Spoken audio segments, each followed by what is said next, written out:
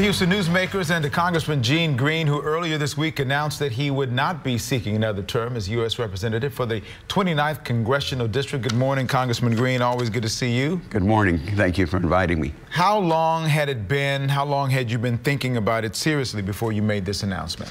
Well, I have a 2-year term, and so over the last probably 5 or 6 years, and when you get above 10 terms, and I'm in my 13th now, you always think about it. And my wife and I literally grew up together. We've now been married 47 years, and she's been my partner in campaigning and a good advisor to tell me you shouldn't be doing that.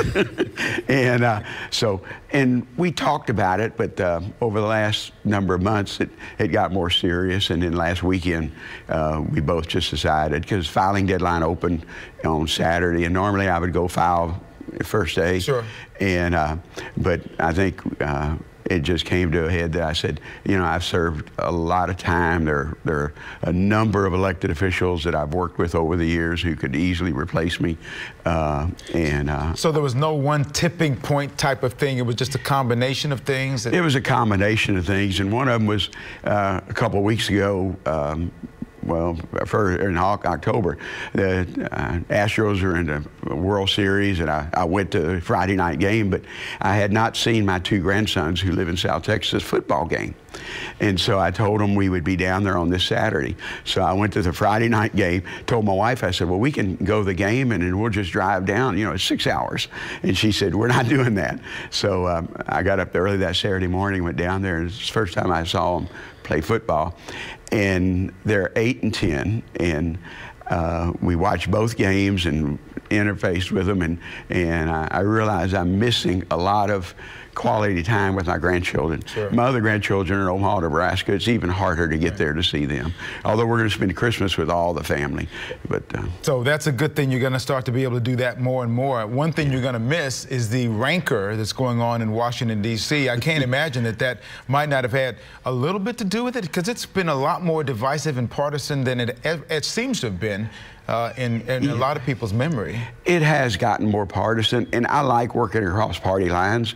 I do health care and energy predominantly. Health care because I have a district that before the Affordable Care Act, 44% of my constituents who work didn't get insurance through their employer. So I want to make sure we expand access. That has been very politicized literally since the Affordable Care Act. Right. And I also work across the party line on energy, because I represent parts of East Harris County that have refineries, chemical plants, and those are our job base and our tax base. So, and it's even harder on things that the Republicans and Democrats who come from an area like I agree on. So, you know, but that's not the main thing. The main thing I want to not miss being a grandfather. I got you. Now, you touched upon it just a second ago about the health care part. You're the ranking member on the subcommittee on health, and so the question then becomes, as you look at what's been going on in Washington, D.C., what an open enrollment is going on now. Yeah. What's your biggest concern about what's happening in the health care debate and where it's headed? Well, my worry is that the Affordable Care Act provided insurance for 20,000 of my constituents. If the state of Texas would have expanded Medicaid, 46,000 of my Houstonian, Pasadena, Galena Park, Jacinto City constituents would have gotten Medicaid. So I fought that battle over the last 7 years to expand it, but that's a state issue, and so I could continue that, but there are folks who have announced or even thinking about running that are very quality people. Senator Garcia is a longtime friend, even though we got to know each other when we ran against each other in 1992. And but as a county commissioner and state senator, we've worked on issues together. Carol Alvarado, Amanda Wally are former staff members. They're almost like family. So you're thinking that some of those people can pick up the fight and go do the same kinds of things in your community for the health issues that you think they need to be concerned about? Oh, I think so. It's going to take a while because there's a lot of difference between the state legislature and the U.S. Congress, because state legislature you meet typically once every 2 years, and you have another career. In Congress, this is your job. Right. And but it'll take a while to get used to that 2.5 to 3 hour flight twice a week. That's a good point. And I don't know how you've done it all these many years. 26 here, 20 before now in the state house. The recent House just passed a tax plan. Yeah. President likes to tout it as the largest tax cut in history. It's not, but that doesn't get in the way of those kinds of comments being made. But if it ultimately passes, by the way, this one passed 227 votes to pass. All the Democrats and 13 Republicans voted against it. That talks about why there's this partisan divide. Why did you vote against that tax bill? Well, first of all, the tax bill was a moving target. I watched during the Ways and Means Committee markup, there were things that were in and taken out. That's a legislative process.